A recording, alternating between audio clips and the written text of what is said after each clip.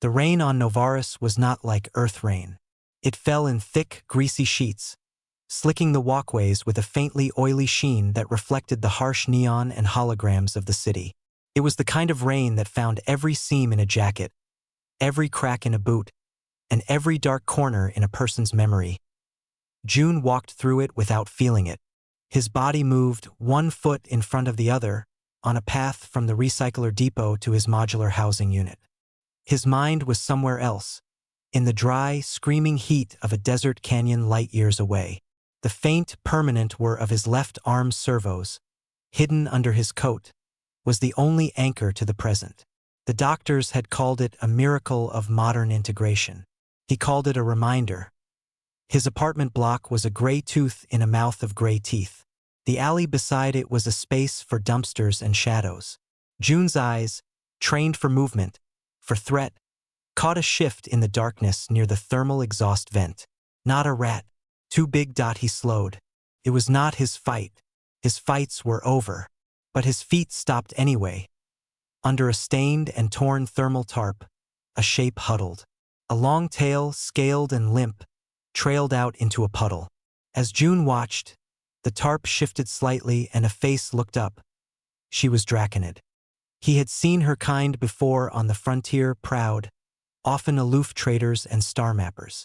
But this one was not proud. Her face, with its fine bone structure and small, rear-swept horns, was gaunt. Her scales, which should have been a deep, iridescent cobalt, were muted and caked with city grime.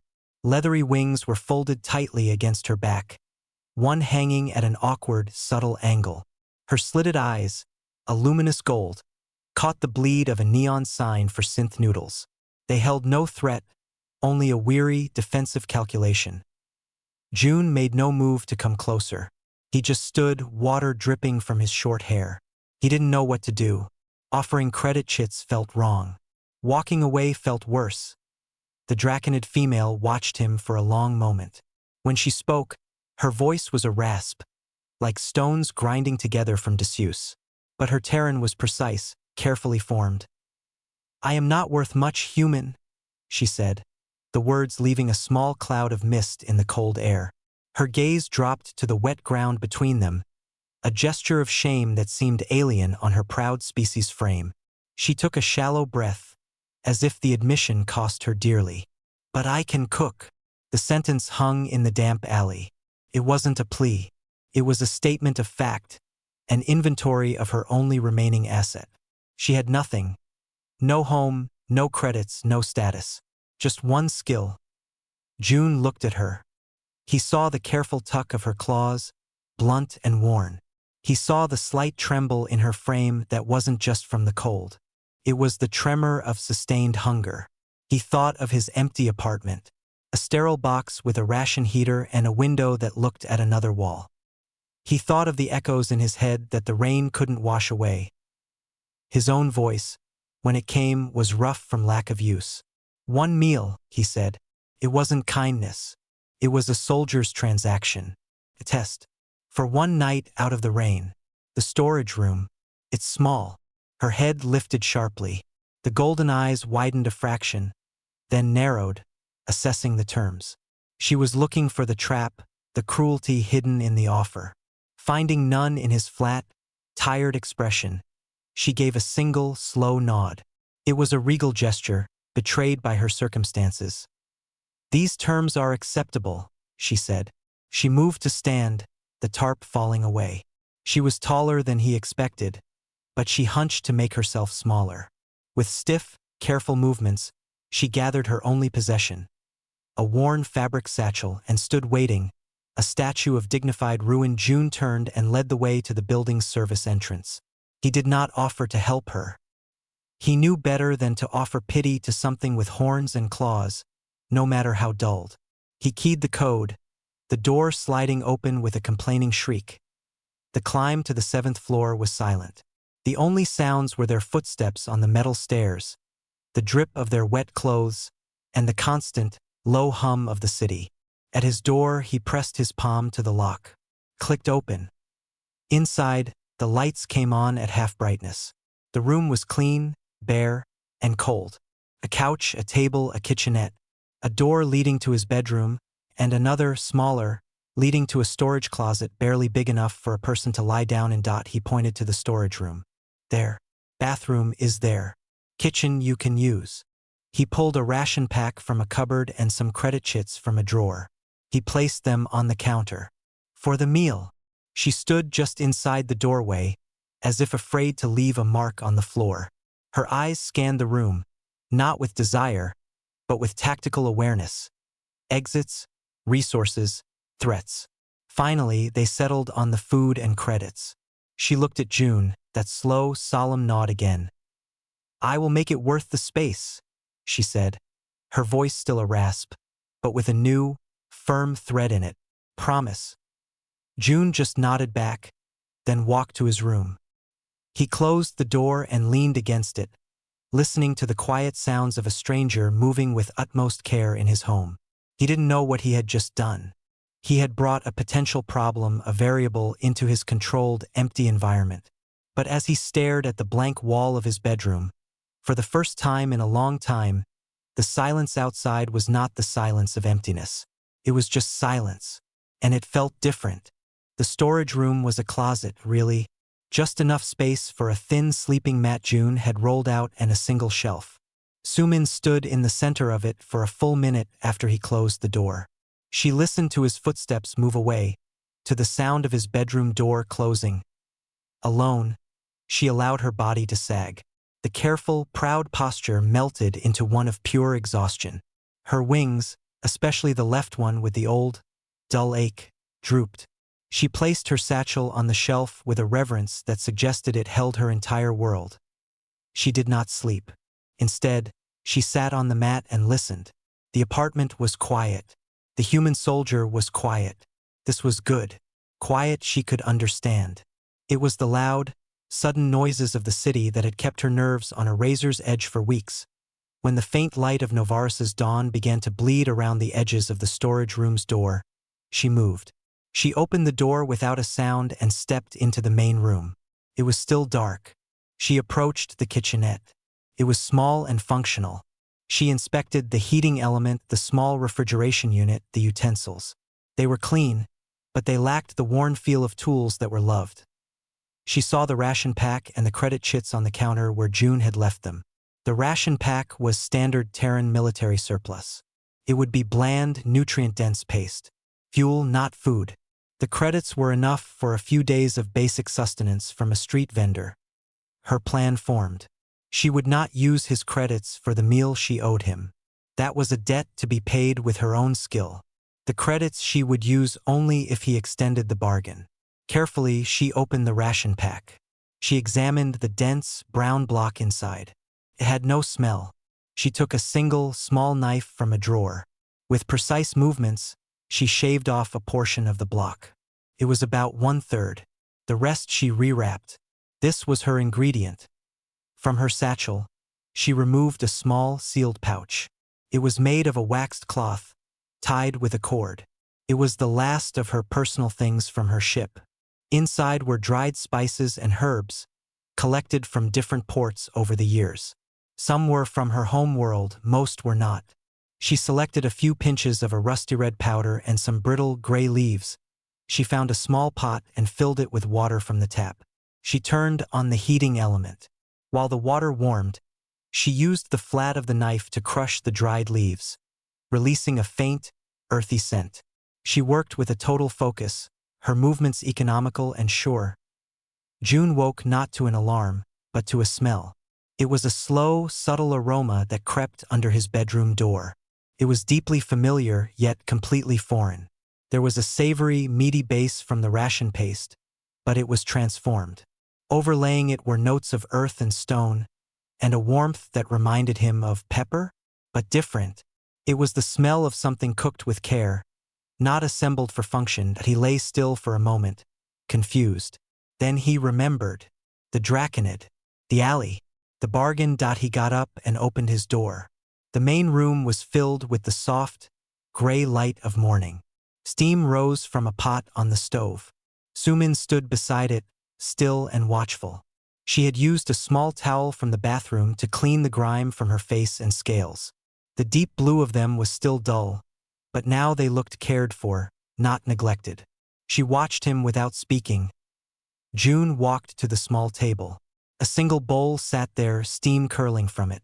The stew inside was a rich, deep brown. Chunks of the reconstituted ration paste were in it, along with some reconstituted vegetable flakes from his cupboard he'd forgotten he had. It was sprinkled with something green. He sat. He picked up the spoon.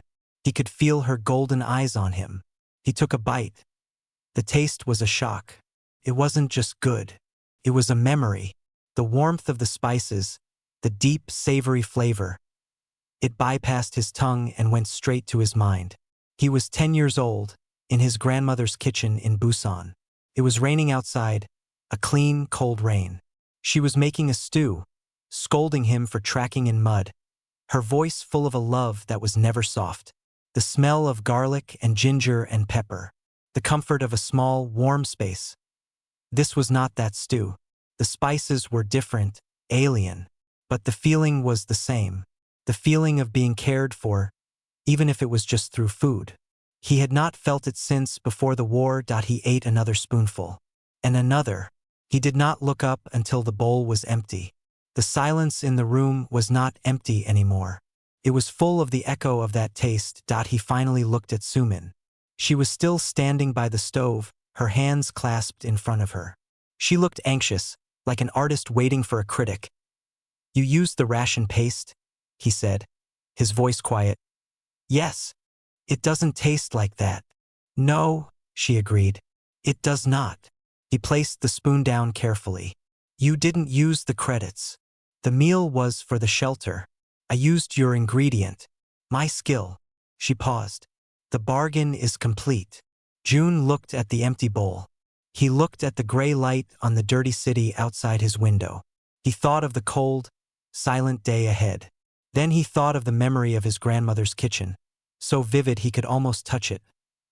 "I leave for work at the 7th hour," he said, not looking at her. "I return at the 17th. If you are here, there will be more credits for groceries on the counter. You can cook. For both of us." He stood up, took his bowl to the cleaner and went to get ready. He did not wait for her answer. He did not look back to see the slow, careful breath she let out, or the way her stiff shoulders relaxed just a fraction. He simply walked into his room and closed the door, leaving the smell of good food and the ghost of a memory hanging in the air between them. A week passed. The agreement, unspoken but firm, held. June left credits on the counter each morning. Sumin used them to buy food from the market. She would pick her way through the stalls, a silent blue figure attracting only a few curious glances. The vendors, used to all sorts on Novaris, soon learned she was a sharp, quiet bargainer who paid in exact change. June's apartment began to change. It was not dramatic. It was a slow, quiet transformation. The air no longer smelled of recycled filters and old dust.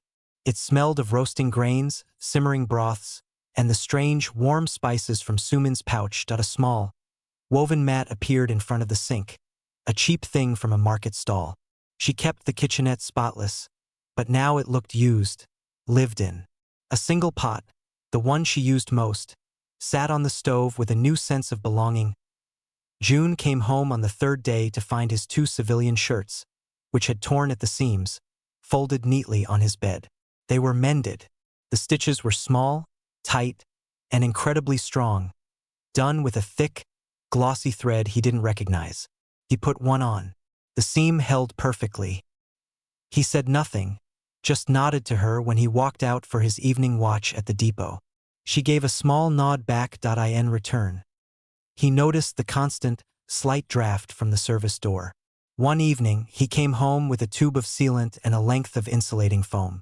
Without a word, he knelt and began to seal the edges of the doorframe.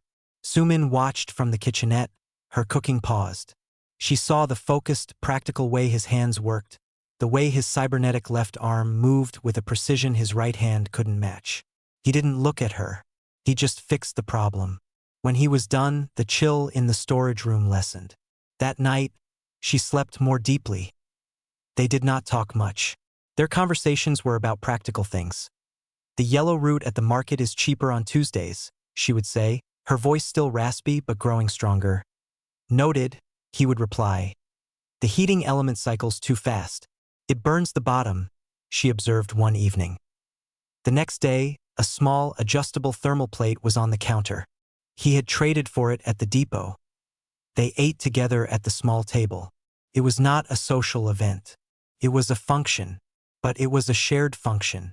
June would eat quickly and efficiently, but he always finished everything. Sumin ate slowly, watching him from the corner of her eye. His clean bowl was her review. He never complimented her. He didn't need to. The empty bowl said it all. One evening, after the meal, he did not get up immediately. He looked at her across the table. Your species tag, he said. It was a statement, not a question. All non-humans on Novaris had a subcutaneous tag for identification and work permits. Sumin's hand went instinctively to her right forearm, where the small, hard bump sat under her scales. It is active, she said quietly. It says non-essential migrant, crew abandonment. It flags me for shelter assignment only. No work permit. Your old captain, June said. He filed the abandonment? She nodded, her gaze on the table. The ship had a faulty motivator. It was cheaper to replace a junior navigator than to fix it and pay for my medical care. She didn't touch her crooked wing, but the meaning was clear. He left me at the port clinic with the tag already updated. June absorbed this. It was a common, cruel story on the frontier. Bureaucratic murder. He didn't offer sympathy. He filed the information away, a soldier assessing a tactical problem. The tag can be recoded, he said finally, with a sponsor and credits. I have neither, she said, the words flat. You have a job, he replied, gesturing to the empty bowl with his chin. Here, cooking is work. Maintenance is work. He meant her mending, her cleaning. She looked at him, her golden eyes unreadable. This is not a recognized employment. It is here, he said, and stood up, taking his bowl to the cleaner. The conversation was over. That night, lying in the dark of his room, June listened. He heard the soft rustle of Sumin shifting on her mat in the storage room. He heard the distant hum of the city. For years, his mind had replayed the sounds of war before sleep. The whine of railguns, the crunch of collapsing rock, the static of a lost comlink.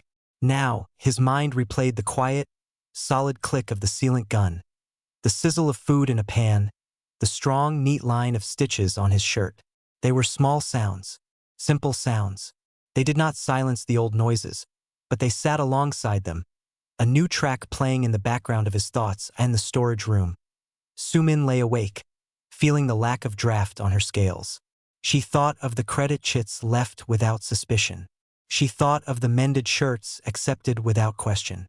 She thought of the word he had used, sponsor. It was not a promise. He was a man of few words and no promises.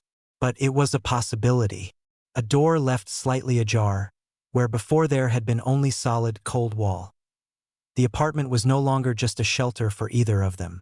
It was becoming a system, a quiet, functional, and mutually supportive system. It was not friendship, not yet. It was an alliance. And in the harsh economy of Novaris, an alliance was often the most valuable thing of all. The fragile peace lasted 23 days. It ended with a sharp, official knock on the door. June was at the depot. Sumin was alone, wiping down the counter after preparing a broth. The knock was not friendly. It was loud, insistent, and it came in a pattern. 3 hard raps, a pause, then 2 more. A government rhythm. Her blood went cold. Her head snapped up, her golden eyes wide. She stood perfectly still, hoping the silence would make the person go away. The knock came again. Louder. Zeno Resident Management Bureau. Compliance check. Open up. Sumin's claws pressed into the countertop. There was no back exit. The window did not open. She was trapped. If she did not answer, they would likely override the lock. That would look worse. With a slow, stiff movement, she walked to the door and pressed the release. The door slid open to reveal a human man in a crisp, gray synthetic uniform. He had a thin tablet in his hand. His eyes, small and sharp, swept past her and into the apartment, taking in everything. The second bowl by the sink, the woven mat, the single pot on the stove. "Identification scan," he said, his voice bored. He pointed a scanner at her. It beeped, and her information glowed on his tablet. His lips thinned. "Sumin, Draconid, non-essential migrant. Shelter assignment code 7. He looked up from the tablet and directly at her. "You are not in a registered shelter. You are in a private residential unit. Explain." Sumin's mind raced. "I am a guest," she said, forcing her voice to stay level. "A guest," the man repeated flatly. He stepped inside without invitation, making her step back. "For 23 consecutive days? The system flags long-term, non-human cohabitation in human sector housing. Requires inspection." He sniffed the air. "You are preparing food. Are you providing domestic service? That requires a work permit you do not have." He looked at her crooked wing with a dismissive flick of his eyes. "Or are you just occupying space? This is a violation of your migrant status. It's also a health code issue. Potential biocontaminants from unvetted xenolife forms." Each word was a small, precise blow. Sumin felt her dignity crumbling under the weight of his bureaucratic authority. She wrapped her tail tightly around her legs. "The tenant is my sponsor," she said, the word feeling foreign and hopeful on her tongue. "The tenant, June, ex-military, is not a registered sponsor. The system shows no application." The official smiled a thin, humorless smile. "You will gather your things. Now, I am taking you to the district shelter. It is crowded, but it is where you belong." Panic, cold and sharp, clawed at her throat. The district shelter was a notorious place. A damp, crowded warehouse where the weak were preyed upon. She had heard stories. Going there meant disappearing. At that moment, the main door slid open again. June stepped in. He had come back early to retrieve a tool he'd forgotten. He took in the scene in one glance. The official, Sumin's defensive posture, the tablet held like a weapon. His face, usually so blank, went hard. "What is this?" he asked, his voice low. The official turned, not intimidated. "Ah, the tenant. June. I am Officer Park, Zeno Resident Management. Your guest is in violation of her residency status. I am relocating her to the appropriate facility." June did not look at Sumin. He kept his eyes on Officer Park. He moved slowly, placing his bag on the floor. He stood to his full height, and his soldier's bearing filled the small space. "She is not a guest. She is a resident under my protection." "Not legally," Park said, tapping his tablet. "You have not filed Form XR87, sponsorship of a non-essential migrant. Without that, she is an illegal occupant. The law is clear." "The law," June said, taking a slow step forward, "also has Clause 14C, regarding temporary humanitarian respite for individuals awaiting status reassessment." Officer Park's confidence wavered for a second. "That requires proof of pending application." "I am the proof," June said, his tone icy and logical. "As a former Terran Frontier Corps Sergeant, I am invoking veterans' prerogative for household support, as per the Frontier Resettlement Act. I have filed the intent to sponsor." This was a bluff, but he said it with absolute certainty. "The processing time is 45 days, during which time she is legally allowed to reside here. You can check the pending files. Under my name." Officer Park's eyes narrowed. He began stabbing at his tablet. The silence stretched. Sumin watched, barely breathing. June stood like a rock, his cybernetic arm hanging loosely at his side. The official scowled at his screen. The system was slow, clogged with bureaucracy. He could not instantly disprove June's claim. "I see no pending file," he said, but his voice was less sure. "It's pending," June repeated, unmoving. "Your system is slow.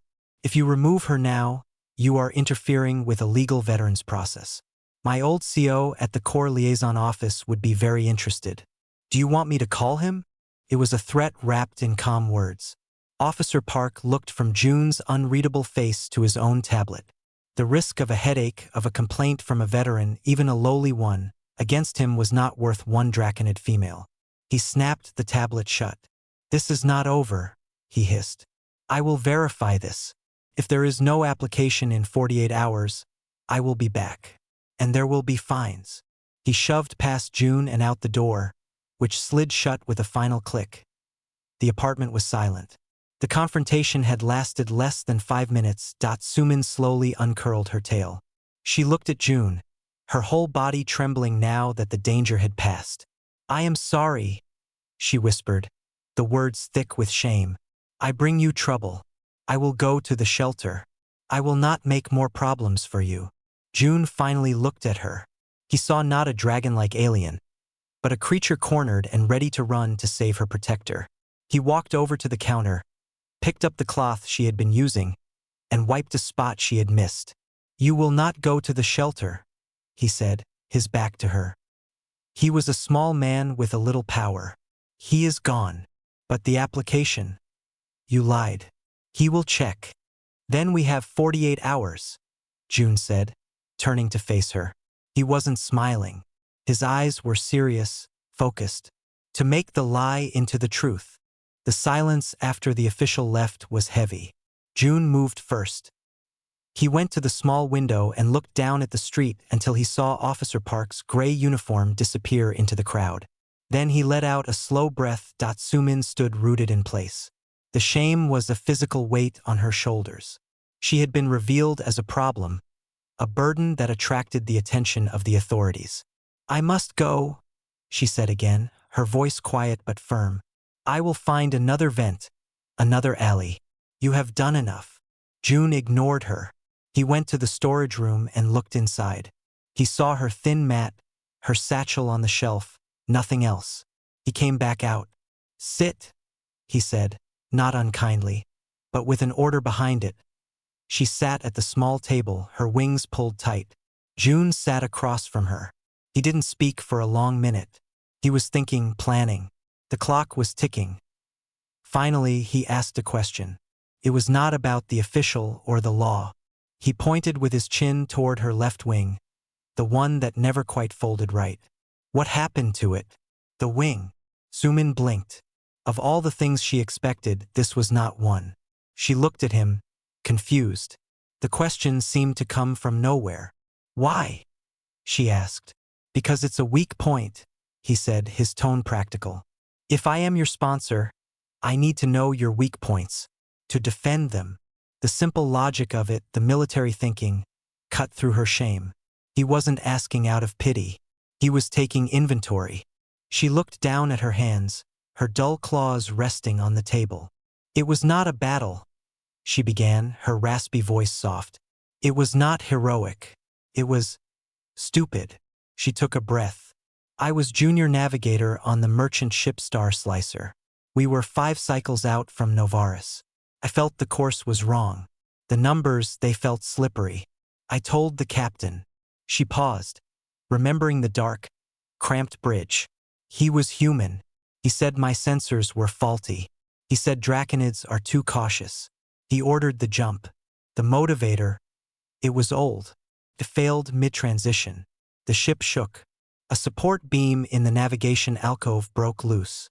Her hand rose slightly, as if to touch her wing, but stopped. It hit here, she said, gesturing to the joint. The bone snapped.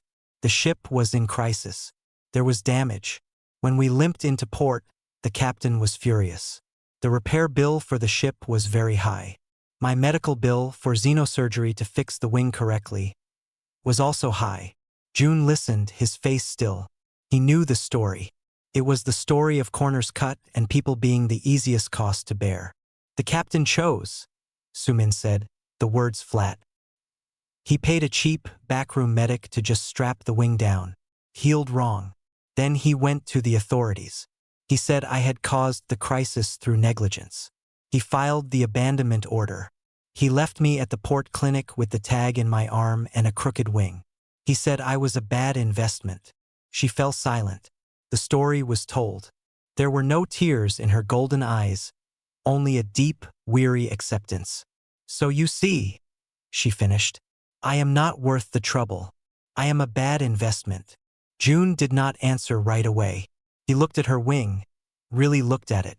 He saw it not as a flaw but as evidence. Evidence of a crime, of a choice made by a greedy man. What was in the satchel? He asked suddenly, nodding toward the storage room. The spices. The question surprised her again. Yes, and other things. A star chart I made. A good knife from my first ship. A thermal cup. She shrugged. A small, sad gesture. Small things. From a life before. You kept the star chart, June said. It was a good chart, she replied, a flicker of pride in her voice. It showed a quiet, safe route through the Keller asteroid belt. No one wanted it. June leaned back in his chair. He looked at this homeless, abandoned creature who could turn ration paste into a memory and who still carried a star chart she was proud of. He saw the skill. He saw the pride buried under the grime and the defeat. He saw a fellow soldier, in a way, left behind by their command. You are wrong, he said, his voice quiet but clear in the small room. You are not a bad investment. Sumin looked up, confused. The captain was a fool, June continued. He looked at a broken wing and saw only a cost. He did not look at the navigator who saw the slippery numbers. He did not taste the food. He did not see the person who mends shirts and makes a quiet home. He paused. A good soldier values assets differently. Your wing is a problem, but you are not your wing. He stood up. The planning phase was over. The official will be back. We need a real plan, not just a lie. He looked at her, and for the first time, there was a very small, very hard light in his eyes. It was not a smile. It was resolve. We have 48 hours to change the facts on the ground. June's plan was not grand. It was not a daring raid or a clever hack. It was built on two things he understood: bureaucracy and stubbornness. First, he went to the bank. He withdrew almost all of his back pay from the Corps. It was a modest sum, saved for an emergency. This was the emergency. He did not tell Sumin the amount. Second, he went to the sprawling, run-down office of the Novaris Commerce and Vending Authority. The clerk behind the dirty plexiglass was a bored-looking man named Kim. June slid a small, folded stack of credit chits through the slot under the glass, more than the application fee required. I need a temporary vendor's license for a food stall, June said, his voice flat. For a dependent. Processing needs to be fast-tracked. Clerk Kim looked at the extra credits, then at June's face. He saw the veteran's hollow look, the quiet intensity. He didn't ask questions. He took the credits and his tablet began to tap.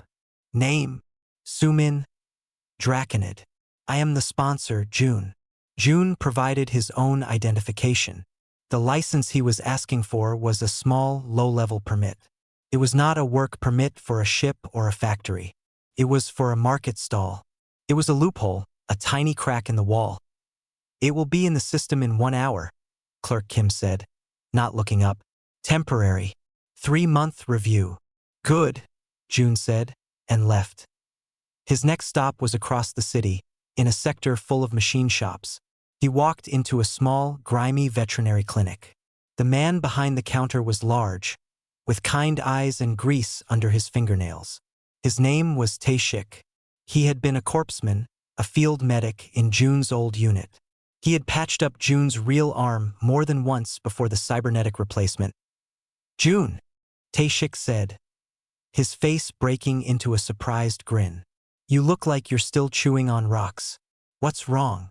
Not me, June said. I need a favor. Haceno favor. A wing. Draconid. Healed wrong. I need you to look at it. Taeshik's smile faded into professional interest. I mostly do machine parts for mining bots now, and the occasional dog. But anatomy is anatomy. Bring them in. Can't, June said. She can't be seen moving around much. Official trouble. Taeshik understood. The frontier was full of official trouble. He grabbed his bag. Lead the way. Back at the apartment, Sumin was waiting, her anxiety like a static charge in the air. When June entered with the large stranger, she tensed. "This is Tae-shik," June said. "He fixes things. He will look at your wing." Tae-shik gave Sumin a friendly nod. No different than if she were human. "Mind if I take a look?" No pressure. Sumin, after a hesitant glance at June, nodded. She slowly unfolded her left wing, extending it as much as the old injury allowed. Tae-shik whistled softly. He prodded the joint gently, feeling the crooked bone beneath the leathery skin. "Old break. Set poorly. The joint is fused at a bad angle. It must ache when it's cold." "Yes," Sumin whispered, surprised. "I can't re-break and reset it. That's major surgery." But he dug in his bag. He pulled out a flexible, padded brace, meant for a support animal with a leg injury.